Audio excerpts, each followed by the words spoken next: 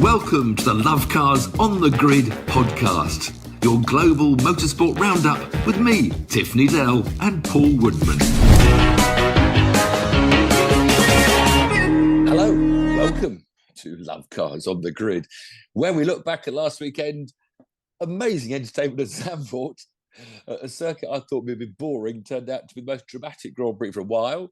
Whereas Indycar I loved so much was a bit of a parade, I have to say. We'll go to that. NASCAR had days of thunder-style crashes, as it always tends to at Daytona for their races. But this crash was just, I should have thought everybody in the world's watched on YouTube by now. There's an amazing rollover. Then back in Britain, we had controversy at the British touring cars with overtaking regulations and tyre things, stacks. And just today, the bikes finished off. The British Superbikes up at Campbell Park, and the beer monster Ducatis were back in the winner's circle. But great entertainment up there. But news first, and I'm sure you'll be delighted that Christian Horner's today announced that, Sergio Perez will be the man in the Red Bull seat. What has Sergio Perez got on Red Bull or Christian Horner? There is no way, I don't care what anybody says, Sergio Perez should have his drive in with Red Bull. He was 1.3 seconds behind Max Verstappen in qualifying. Yes, lots of the drivers, top drivers, best drivers in the world span out. He span out once. Not only did he spin out once in the race, during the race, he hit the bloody pit wall going into the pits for his pit stop. I didn't know that. Just I don't get it. He's so far behind Max Verstappen. And I love the quote that I said last week about Zach Brown, that if if Red Bull had two Sergio Perez's, what an exciting year this would be in terms of Formula One. And do you know what? No, Sergio. Well, he's done 252 Grand Prix now. He's been around for about 12 years. I also agree. I mean, maybe it's just a safe pair of hands. They're not. I mean, if another manufacturer kept on finishing second and third, and that would then put Red Bull's constructors' title, which they are very, very proud of and very, very keen to keep.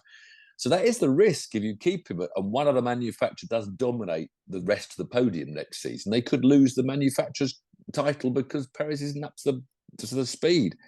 I've always had my idea actually of having forced resignations as Grand Prix driver. If you've been around for too long, I came out with like 250 Grand Prix, which would be 10 years. So 10 years, if you haven't won the World Championship, world champions can stay on, all right? Fernando, anyone that's won the World Championship, they can stay. Once you win a major, you can you come back for every year.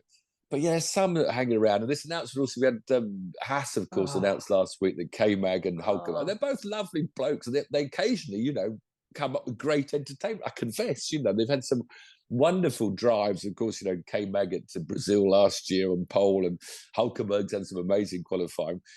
I just want some new faces. This is always my problem. And with them sticking to their 20 precious flipping seats for the foreseeable future, if we don't get rid of the likes of Bottas, and even Ricciardo coming back, I mean, of course, you've got to feel so sorry for Ricciardo. Emergency avoidance, and he made the wrong choice and went high instead of low, and this fracture he's got, they're putting metal in, I think, today. So that they did it this morning. Yep. Yeah. So I don't, obviously I wish him well, but I don't wish him personally to be back in a Grand Prix seat next year. So because it gave Logan, not Logan Sargent, because he's already in, it gave Liam Lawson this is my dream then, because Liam Lawson, I think, should have had that AlphaTauri drive from the word go, not Ricciardo. And he didn't crash it. I think he had one spin, might have nudged the wall once. He did. He came through in quali, didn't he? But I mean, baptism of fire, flipping qualifying in a wet, dry. What a race to go in for your first race. And he ended up 13th, He was ahead of Yuki by 2 places, only because Yuki got a penalty at the end. So he was behind him on the road. But, but still, the only way you can really measure that, because it was all over the place, we'll come on to the main race in a moment, is on lap times. His lap times are every bit as fast as Yuki. No, I didn't look at them all. But when lap times were so variable for the whole race, depending on what tyres you're on. So Liam didn't bash the car up. And people will point at maybe Logan Sargent, who did, of course, have 2 crashes at the weekend. But, I think someone should always get 2 years. A Red Bull sometimes kick you out after 6 months. I always think any driver in a seat should get, especially the rookies, 2 years to prove themselves. No, rubbish. Logan Sargent, absolute rubbish. A year is fine, more than enough. Oh, I don't know. But Logan, what do you think about Logan? Obviously, Logan crashed in qualifying. He just got 10th. Just hasn't done it, has he? But today, well, I don't know. You see, today they've said the race was a fault of the car. So when he hit that curb and went off in the race, they did apparently find some shock absorber or something was wrong in the car. So that's one thing. But no, so Liam Lawson, I thought was brilliant. We just want some more new names to have a chance. But what a lovely lad as well. I mean, they all are. They're all quite personable, aren't they? With the exception of a couple. But he is a lovely lad. He comes across really well. Kiwi, for those who don't know, part of the Mark Webber clan. So him and Oscar, they're all part of Mark Webber's grand plan. Oscar, there's another rookie's coming. He hasn't done much damage. Only the McLaren. I mean, this thing that you have to keep. The rookies are always going to be crashers. They're not always crashers. Oscar didn't even do so much of a wing all the way through, and then the last couple of races, he had a couple of minor incidents. But yeah, they've done incredibly well. And I want to see more rookies. I don't want to see, as much as I like the Haas boys, get some new blood in. Please get some new blood in. I don't know why they haven't put an American. It seems bizarre. I mean, it's weird, isn't it? Because this sponsorship thing of money, you see these Grand Prix cars with hardly any sponsorship. They don't go down to the Zandvoort chippy and say, look, do you want a sticker on your car for this weekend for £1,000? They have Haas written all over it. Are you kidding me? Every single space on the car, every single inch, every wing, every bit of their suits look like major sponsors. They're all big sponsors. We will take any sponsors, big, small, any shape, size. Please get in touch. We've got an amazing sponsorship deal if anyone is interested. How entertaining was the whole flipping show? I mean, you just got to admit. I mean, the Zandvoort track is spectacular. Well, on its own in a dry Grand Prix, it's incredibly hard to overtake, and it probably would have boring as hell. But as usual, as we keep on saying, less grip, more excitement. But again, from Max, to show off Max Verstappen's skills, whatever the conditions, Max was on the ball. Didn't put a foot wrong. He led at the start, with those, and he stayed out for an extra lap, didn't he? More than the others. So he had to set the pace on a wet track. He had to go back to intermediates to go the pace. And at the end there, when the rain came down, and I thought Fernando was going to have a nibble. I thought it was really, whoa, Fernando. Fernando, of course, had a comeback weekend, amazing opening lap in race 1 when it got greasy. He was one that made the places up. But there was so much going on. You didn't really know who you were looking at. It was because that not ridiculous, that amazing, rain after lap 1.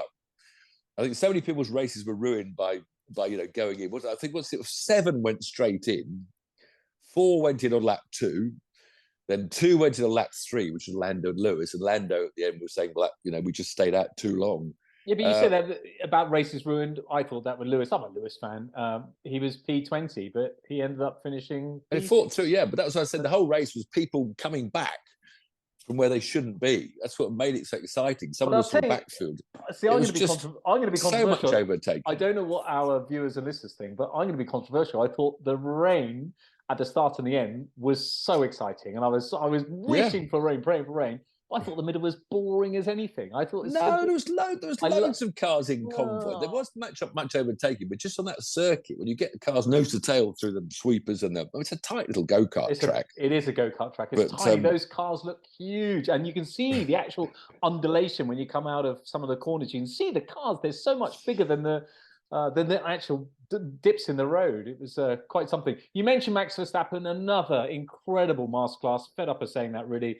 Super. But what do you make of Max? He did fall off, didn't he, in qualifying? He had straight line, an error. He made a mistake. He made a very rare error. But what do you make of his move on Pierre Gasly? There's been lots of talk about that. So he pushed him. I missed that one. Yeah, there was no. So much going on. So if you look online, it seems that Max is very much Marmite, and you either love him or hate him. And the people that don't like him, he did a move on Pierre Gasly, quite aggressive, typical Max, and pushed Gasly off the track. But is this when he came out on intermediates and Gasly been in earlier? Yeah, exactly. So, but it was clearly it was okay because the steward said no further action. But which corner was it at then? Do you remember? The T4, I think. I don't know. Yeah, so I'm just going to look at that. Slower. No, you must. It was a slower corner. But everyone's saying Derek Warwick, and he's the biggest Max fan, and there's a lot of controversy about that. But I thought Derek Warwick was the Lewis fan, wasn't he? The last time Derek was involved in controversy. I think that was in Brazil when poor Derek got given a hard time. But, well, I tell you who else is a Lewis fan, Carlos Sainz, because in the preamble at the press conference, Carlos Sainz said, "What was it like to be with Lewis?" And he said, Well, it's a pleasure to be alongside the 8-time world champion. And he was correct. And they said, no, 7-time. He said, well, for me, it's 8-time. So that was really quite interesting. And you might think that it's a bit boring. People still go on about it, and I still go on about it because it is a bit of a travesty. But talk about going on about old things, decisions don't go your way. Felipe Massa is raising his 2008 World Championship, lost by 1 point with the FIA legally now. He's got a legal battle against the FIA.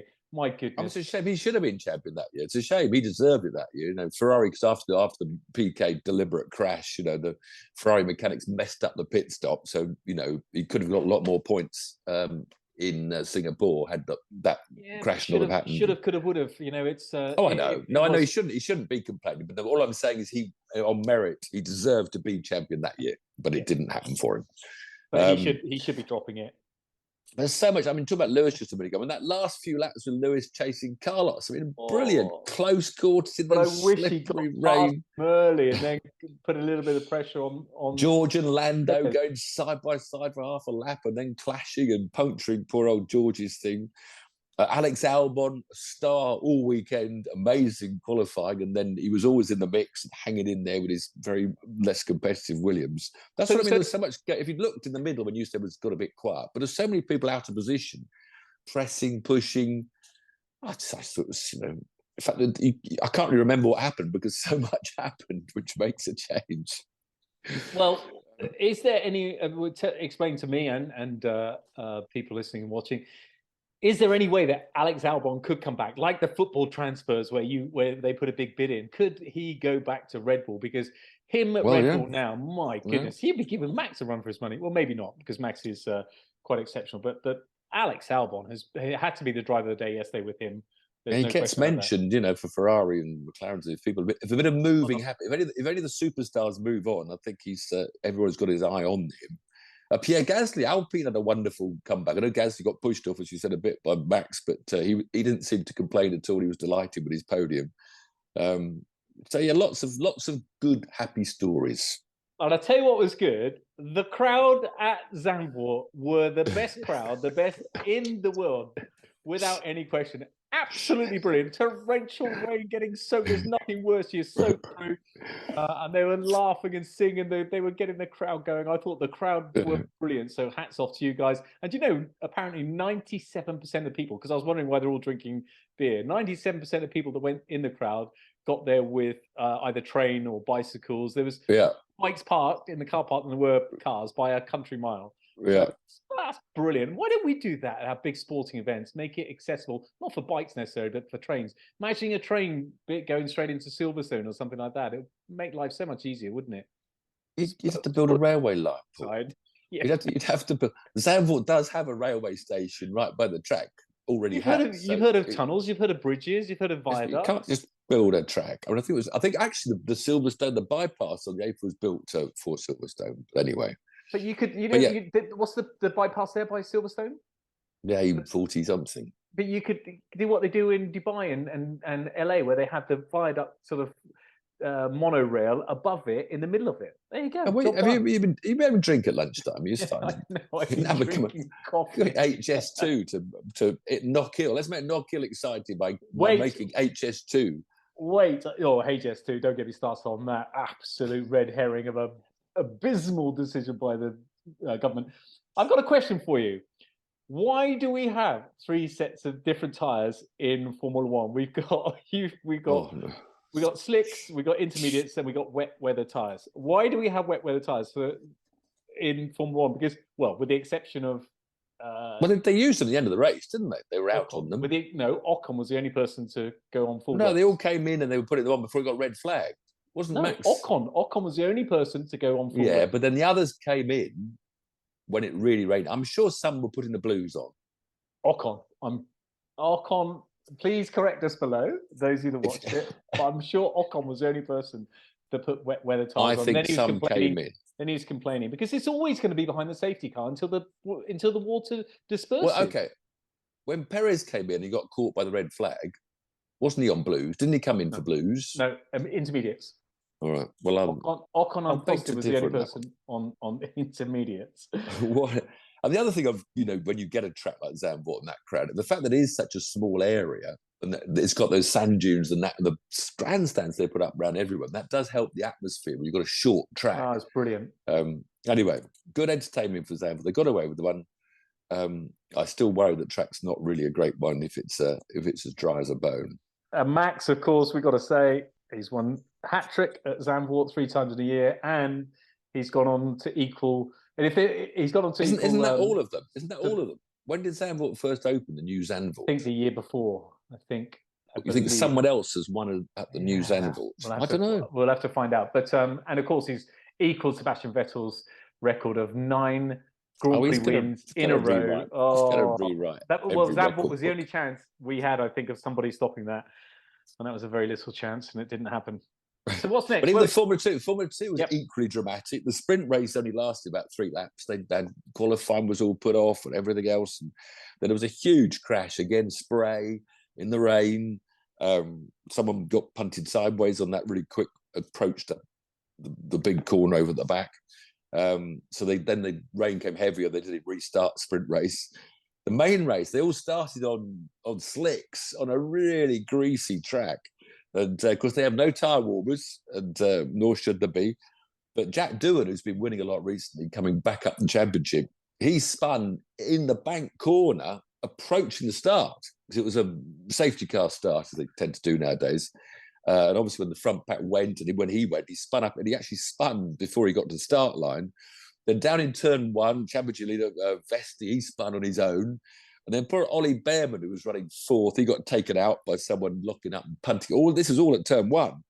In fact, Behrman was one of the stars. He made an amazing comeback during the race. He got up to about 7th or 8th from 16th or 17th on the first lap. And then he got run wide by the French driver Martin at the banked turn 3 or 4. He just got run off the edge of the road. Martin's gets 10 seconds and Behrman's race is ruined. I think sometimes those penalties for doing things should include what it's caused another driver rather than just a pushing wide, or the consequence needs to be added to the penalty, but that would create huge controversy, I know. And then the championship leader, Théo Pourchaire, catching, not the championship leader, he put on his new tyres at the tyre change and lost it into, it's not Hugenholz, what's that fantastic corner called, where they come over the crest into the big right. Anyway, he went straight on there, straight into the barriers, hurt his hand a bit. He was out. Who else went off? And then Vesti came in, who could have now got points because Pourchaire could have caught the points lead, goes out, and he had to just stack because Behrman was ahead of him this time, so before Behrman got pushed wide. So they stacked up their 2 cars in the Formula 2 pits with the, what's the team? The Prema team. And so they did the 2 cars, which they don't normally do, it hardly ever happens in Formula 2. And half around the first lap, both Vesti's rear wheels fell off. Not one. You can see he was worrying about it because he was wobbling a bit. And all of a sudden, he just spins through 180 and both rear wheels were running down the road, which everyone's thinking, well, how on earth could 2 mechanics make a mistake? What was it? I found out this morning during my brilliant research. So apparently the guns have a green light that comes on. When the torque setting equates to the wheel is now firmly on, a green comes on your gun. So you take the gun out, put your hand up, because your gun was green. Now, apparently, it takes a minute to reset or something. So when Vesti came straight in, the gun hadn't reset. The guy probably didn't notice the green was on, then he's just doing his wheels on, gunned on the wheel. It loses pressure because it has a pressure build-up.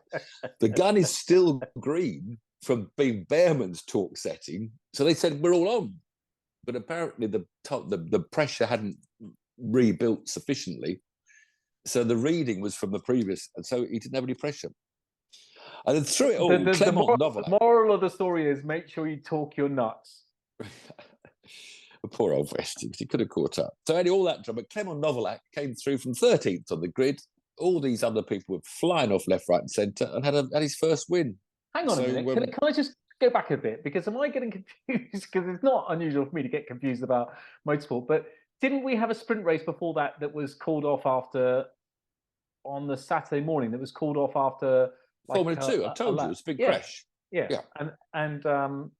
But they called off, which, I am confused. I've been doing contracts all weekend, by the way. So the rain came down. I've told you they started the sprint race in the rain, had a big crash. One car sitting on top of another one. Red flagged it. Then the rain came down so heavy, and they're running out of time, so they didn't run it. They didn't run it. Okay, good. We've covered that. I'm glad I was paying attention for that one. So look, I was looking. That's why I missed that. I was looking at Zandvoort, and you're right. It came back. 1985 was the last time it was there, and then it came back in 2001. Red Bull have won every year with Max Verstappen. So sorry, I wasn't paying attention to your little bit of snippet at the beginning. Indycar was a bore. I'm telling everyone to watch Indycar, but some of these ovals, and it's a very I forget what the oval was, what the name of the place. Anyway, it's a very single line oval because it gets marbles up the banking, and you can't go wide, and the banking's not steep enough. In actual fact, after qualifying, they make the drivers go out for a session where you're only allowed to go in lane 2 to try and rubber in the higher lane to try and make some. I know that, but it still didn't work because nobody could really overtake. Every time you tried to overtake, you got the grey and the grey. It's what happened in qualifying someone up in there. You just can't steer. You just slowly go up and up. You look as an idiot. The only real drama was that Joseph Newgarden, who talked about dominance, he was looking to sweep all the ovals of the year. He won Indianapolis. He's won this was the last oval race. Nobody's swept all the ovals for about 100 years, some statistician said on the telly. So he was going for an amazing sweep, and he just pitted, and he dropped back in the pack as you do, with the others ahead of you haven't pitted yet. He was trying to get through the midfield back markers, just went a foot or two too wide, trying to build up momentum, got in the marbles, and slowly teetered up until bang, bang. And he was out. So Joseph Newgarden, who was championship runaway, chasing, not the runaway leader, because Palou is, he can't catch Palou now. So the only person to catch Palou now is Scott Dixon, who again boringly won by his brilliant fuel saving. He only did 3 stops for other people's 5, apparently. Wow. So it's just strategy and Scott Dixon's ability to save fuel while still going incredibly quickly. So he got to the front. Newgarden then was in the wall, in the pits, and Dixon cruised to a win. I mean, he just dominated. He won by about 20 seconds. Only 3 cars on the lead lap. So it didn't look very exciting, I'm afraid. Well, Pato O'Ward was second from McLaren. Watching something like that is amazing for 5 minutes, where you just see them go bam, bam, bam, bam, and then it's enough for me. How did our boy Callum Ilott get on? How did the British boys? No, he greyed up into the wall. He was trying to get by another car in slow back markers, so he's trying to get the exit of the corners. He's trying to get up a bit higher to get a bit more momentum. He was another grey wall hitter. Pato O'Ward was second. McLaren. The star of the day was probably David Malukas in the very low-budget Dale Coyne team. He's always got an ovals, finished on 3rd place. So, but it was it wouldn't. You would have snoozed off. So I'm afraid the Grand Prix was way more entertaining than IndyCar this weekend. And that was the NXT and that was only entertaining at the beginning and the end. No, it wasn't. It was entertaining all the way. The NXT boys, the Formula 2s of IndyCar, were out. Louis Foster, our British champion, they had rain, and they had to start qualifying. The grid was set for championship positions. So that put Louis back in 5th, even though he's now one of the fastest runners. He's had an awfully bad luck season. He made a bad first lap, dropped to 8th. But then came through, made some bold overtaking manoeuvres, got out to 2nd place, but couldn't quite sort out the championship leader, Christian Rasmussen, that won it. Jamie Chadwick started 13th, down to only 15 cars turning up for this weekend. Then she was pretty much out the back the whole race. Why you got these professional teams and they're only... Because it's drivers' budgets. It's drivers' budgets. And whereas in Formula 2 and Formula 3, you're contracted to turn up for every race. So the driver's budget runs out, the team have to put another driver in. So there are obviously teams that are running on low budgets and don't like an oval, don't like to go. Well, I'm amazed they allow that. Surely it should be in the contract that you've got to attend every single one. NXT, they've struggled. They've struggled to get numbers. They've been as low as 9 and 10 some seasons. Wow. It's not. I mean, it's a very expensive Formula 2 compared to the next rank down, which would be, I don't know what, the Indy Pro 2000. It's an expensive formula. Our F2, our one below Formula 1 is and F3. Comparatively, that would be a lot more expensive to run a season than that, because you're traveling all over Europe, you're moving all over the place. Oh yeah. And in America, it's funny. doesn't get, when you think there's 29 cars doing IndyCar and only 12, 15 doing NXT. And you'd think that the teams in IndyCar would want to have their own teams coming through. Well, Andretti do run 4 cars. So Foster and Chadwick, they're both Andretti. So yeah, they are, but the other Penske don't run one. Who's the other? Ganassis don't get interested. I agree with you. I'm surprised. Yeah, I'm really surprised. A feeder category as it is, that you would want to have drivers in there that you call in. Speaking of which, just a bit off piste here. What do you make of a lot of people are talking? People love to slate Red Bull at the moment because they're doing so well. But people are saying that it's unfair that they've got a team of 4 people because they ask Christian Horner questions about Daniel Ricciardo and AlphaTauri, and you don't get that with any other teams. They're saying, well, he's like a 4-car team, as opposed to the rules and regulations are you should be a 2-car team.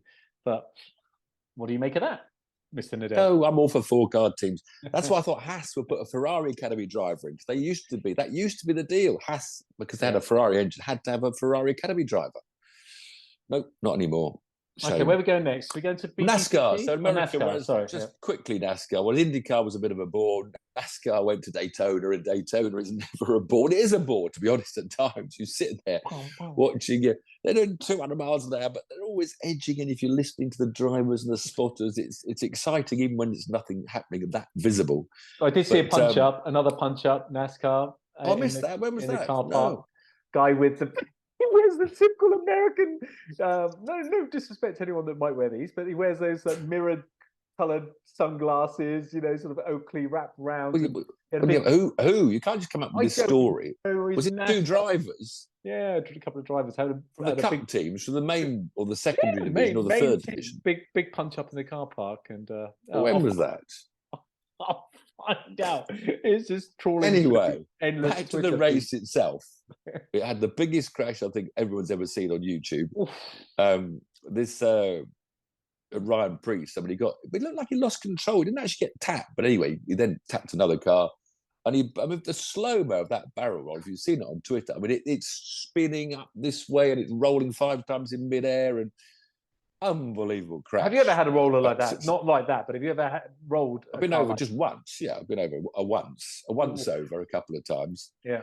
But amazing. He was pretty knocked about, but he's not that injured. The worry is about the brain with the concussion, because that IndyCar driver, the French guy, he's still not come back after. You remember the amazing IndyCar that rolled over several times. He's not back yet. So had that. There was another huge jump, the big one, as they call it, as they came towards running to the line for the second stage, because they have these 3 stages to make a bit of excitement, NASCAR style. So you had 3 races in one. And Ryan Blaney looked like he had the win. He'd been pushed by his mates. He's on the inside at turn 4, heading for the line. And just up above him, the very young kid, Ty Gibbs, got pushed by Christopher Bell. So Gibbs lost it, and he came down. He just caught the back of Blaney's car, which turned Blaney sharp right at 200 miles an hour, straight up the banking, woof into the... that safer barrier they've got in America, those ovals, saves so much. And it deflected so much. Yeah. So Blaney was out, and then behind them about 20 cars were off and hitting things. And they had what they called the big one. The end of the race was pretty good, because they had to have, after the big shunt from Ryan Preece, they had a green-white checker the last 3 laps, a rerun to make sure they have a race to the line. And Brad Keselowski pushed his teammate, Chris Buescher, to a 1-2 in their forwards to win the Daytona 400. It was frustrating, because that was the last round, as we talked, qualifying for the playoffs. And 2 drivers that haven't got enough points but could have got into the playoffs with a win, because that jumps the queue. Eric Almirola and Chase Elliott, the fan favourite, finished 3rd and 4th. So near to getting through the playoffs, but so far. But yeah, always spectacular Daytona, but always a race like no other, but you do it because it's Daytona. No driver particularly looks forward to, I don't think. But the fans love it. Back home, so back home then we had the BTCC and the British Superbikes this weekend. The British touring cars, a bit of controversy. And this morning, because Tim Harvey, who I disagree with over tyre furniture, we'll come to that in a minute, that's another story. He's tweeted about the fact that in race 1, which was won by Ash Sutton, was a fabulous battle for second place between Tom Ingram and Jake Hill. And Jake had actually been catching the two leaders. It was yet another Sutton, Ingram, the two BMWs, the only people in the race, really, Colin Turkington and Jake. And Jake Hill went round the last very tight left-hand hairpin at the Donington Long Circuit, Grand Prix Circuit, whatever to call it. And Jake went round the outside of Ingram, but he was never more than half a car up the outside. And Ingram probably left him half a bit of track, so Jake's two outside tyres were on the dirt, and Ingram won the run to the line. And after the race being interviewed, they were both loving it. Jake was laughing about it. What a race we've had. We've raced so long, forever. Anyway, about an hour later, the TOCA stewards have decided that Ingram should have a penalty for pushing Hill out. And so Tim Harvey, thank you, Tim, posted the TOCA penalty sheet this morning. And it said for gaining a position by forcing a car off the road. Well, Hill was never ahead of Ingram. So he can't have gained a position because he was always ahead. So the actual writing is crass and stupid, because if you say for forcing him off the road, that might be a different thing. The actual writing was gaining a position. Ludicrous. You've got to let a bit of racing happen, for goodness sake. So two of my favourite presenters you've fallen out with, or you disagree with this weekend. Another one is Paul O'Neill. Well, that's the tyres. We'll come back to the tyres in a minute. So, yeah, Tim Harvey was the other, because Tim was raging because in a Porsche race. We'll come to those just to finish off the touring cars. So Ash Sutton had a first and a second, and Tom Ingram should have had a first and a second, but had a first and a third, because Ingram came back race two, and Anger had a fantastic, just dominated race two. But Ash Sutton, because these are the only two going for the championship pretty much now, but Sutton had a fifth in the reverse grid to Ingram's seventh. So, but what happened to Dan Lloyd? I mean, he was. Well, then we go to reverse grid. So Rory Butcher had a very emotional when he was in tears afterwards. He hasn't won for a while, but I don't like to say this because I don't know if I was winning. I don't think of it like I haven't really won a race this year. If it's I know people get. I know if I was winning a reverse grid race, I'd probably be in the same. I'd be thinking I've won a race. But of course, Dan Lloyd should have won it, driven this impeccable race in his very slow car that he's been battling with all year. I don't know what it is. It's a Hyundai. No, it's not a Hyundai. What is it? It is Hyundai, isn't it? Is it? Possibly. Yeah. A last lap coming up to the crested corner before the straight. The car starts wiggling. His bloody rear suspension's broken and spins him off 3/4 of the way around the last lap, having led from pole and done a really good job. Gutted. Going to the tyre walls. So reverse grids, my opinion on that, I agree with you. I wouldn't be making a big song and dance about it. It was a bit like when I did my academy year. We were so much faster than the other group at the beginning. And they would say, "Oh yeah, I've got first place." Or when someone at Le Mans in one of the GT cars says, "I've won Le Mans." No, you haven't won. I won a class. I mean, still fantastic achievement. But you've got to put the word in. I won my class. Yeah, because the winner is only the overall winner. Or but the tyre walls. So the tyre walls that cause a bit of Twitter controversy, which is still going on now as we speak. In the Porsche race, it's mainly at the chicane, the fast chicane, which is hardly ever used. It's only used for longer Grand Prix loop. We're talking down the bottom. A bit quicker over talking that chicane down the bottom, not the one at the end of the straight. End of the main straight. But instead of turning right and left, they now turn left and right to go down to the hairpin. Yeah. And in the Porsche race, because they had a time stack on the apex turning in and on the apex of the second thing, same as at Struction they do. And one of the Porsche drivers just got it a bit wrong, and it took off. It didn't actually take a wing. Tim was saying it destroyed the car, but to me it looked like it took the wing off. You can see it on the look backs, and then it bounced him across the road and he hit the tyre wall on the outside. So Tim's always raged about tyre walls, tyre stacks, and I've challenged on Twitter. He never comes back on Twitter to come up with well, what would you do? This is what always annoys me. We could all rage about different ways of track limits, where it's gravel traps or marshals and time penalties, all those different things. But what's the solution? So Tim, what would you do? Yeah, so Tim kicked off, but he didn't kick. He just kicked off. You know what I think? That shouldn't be there. Full stop. But in the mini race, another mini got squeezed in. So, he could have hit the car that was squeezing him, but he just misjudged it slightly, caught the turning in tyre stack, which rolled the little mini over. So for Paul O'Neill then really kicked off. And Paul and Tim do a fantastic job on touring, because I love them both, and they both have their own opinions. But I question Paul's opinion, to which he did a bit silly, telling me to bore off with an emoji about, I don't know. So as a bit of then kicked off, because I said, well, that's not an answer, Paul. What would you do? And they both just don't want furniture, full stop. But they haven't come up with, well, what would you have? So I said to Paul, I think for context, we mention this virtually every week, and they clearly don't listen to our podcast. As we understand that we've all got different opinions, but what is the solution? What is what I think versus reward? I think you're similar sort of thing. I don't mind tire stacks, but I know occasionally it's going to go wrong and someone's going to get hurt. But that's motor racing. Well, I know what Paul was going on about, because when people go off, when they know they can go off, or they can straight line a chicane, accidents are going to happen. They're going to be faster as well, because but what's the solution? We don't know. And that's Paul was so upset that, he was going about the cost to it's cost that Mini driver a shell or something. But he could have crashed his shell. He could have bumped into another car. I mean, had the tire stack not been there, he probably would have gone into the gravel on the left, turning in, and probably hit the car in front of him and rolled the car over in front of him, because he's been, if the driver had pushed him into a runoff area. Then they're talking about having very clever track limit sensors. But if you're going through to my mind, I'd ban all fast chicanes, redesign the track, find another way around, make the straight go longer. I mean, they're the worst. Because if you straight line the two apexes, you come out 5 miles an hour faster, which helps you overtake at the hairpin. And if you do it once, you just get pinged once. But hold on a minute, doing it once, you've overtaken and gained an advantage just by anyway. But if you put sensors in those two curbs, the drivers have no way of seeing the sensor. You're sitting low in a car, going through a left-right fast. Well, you've no idea where you wouldn't know you'd hit the sensor. But that's down to you as the driver to know, to judge a car. I'm still for tire stacks, or just redesign the circuits. Just redesign. I was very upset because I'm a member of the Paul O'Neill fan club. I was very upset to see that he was a bit eggy with you, and he said that you used to be one of his childhood heroes. Used to be. Yeah, well, I know, Paul. But you'll love me again, Paul. It's just an opinion, Paul. You were just a bit stressed, Paul, but you were very angry, Paul. You were banging the old fist about you can't have this. That man's lost his car shell. But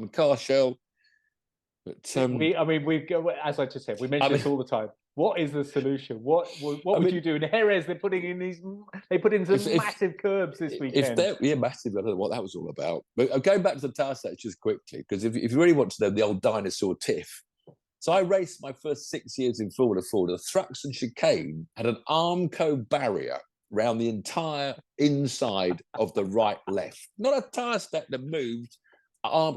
And I remember it was a big Formula 2 crash and Ronnie Peterson got involved and damaged his eggs. But although I don't remember a very injurious crash into that guardrail, I never hit it. I've kissed it a couple of times. There's a driver, so you avoid it. Barrier in the middle of the bay. I put that there then. Yes, I'm a dinosaur, but I survived driving through chicanes for 6-7 years with an Armco barrier. And of course, I'm going to text him, and I'm going to text him, and I'll mention next week when he's calmed down a little bit, and we'll ask him what the solution is from him. Well, he has said today he hasn't got one. Okay. He thinks about sensors and pinging. He prefers the penalties at the end of the race, I think, basically. I'm not against that, because drivers will know. Drivers will know not to do it. It's simple, isn't it? The drivers, us as drivers, we will push and push and push as far as we possibly can. But if we can straight line an exit of a corner that gives us a faster speed, we'll straight line it. I mean, the other touring car track, where the tyre stack is on the right, left, and they put the stack, quite a bit inside, so there's still a bumpy, horrible curve. And the touring car's still apex on the tyre stack.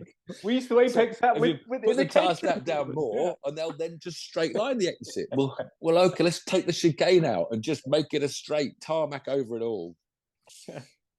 What else? What else have we got for this week? To be continued on Twitter tonight, I expect. So Ash Sutton, is he going to be champion-elect? Yeah, he'll win it. He's pulling away. But I mean, I love Tom Ingram. He's just worked so hard, to well, the whole grid is full of good characters. Dan Camishfield never mentioned too. Horrendous shunt in qualifying, and he was ruled out medically. I don't think he's got it. I think he was a bit concussed or hurt.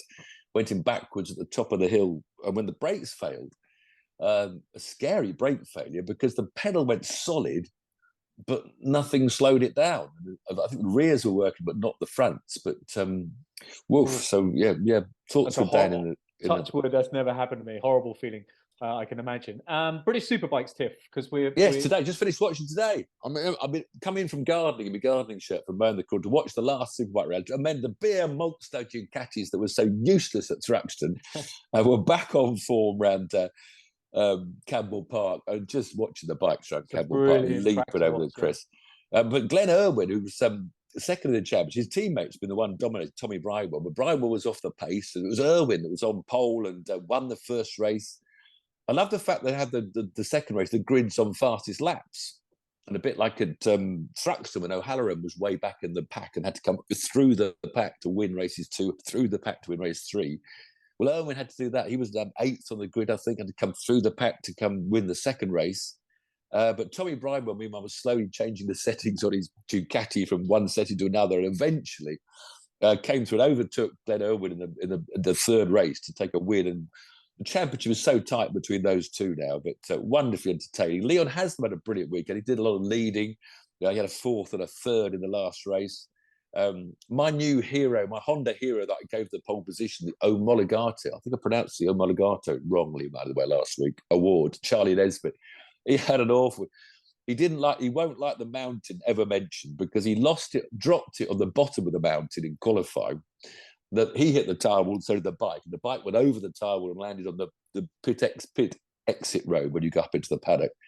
And then the race, oh, geez, he lost it on the mountain. So he leapt. He was having a bad weekend. He was down in the 14th, 15th. And he got it sideways mid-air and it landed on the rear tyre and just turned right in the air and just spat him. And in slow-mo, he's like Superman. And he did a perfect forward somersault. Slammed down on his back. Luckily, but they have those. And he crawled off the run. He's sure he'd be battered and bruised. Well, in fact, for the first race, he injured himself in the qualifying, I mean. So poor old Charlie. Best wishes to Charlie.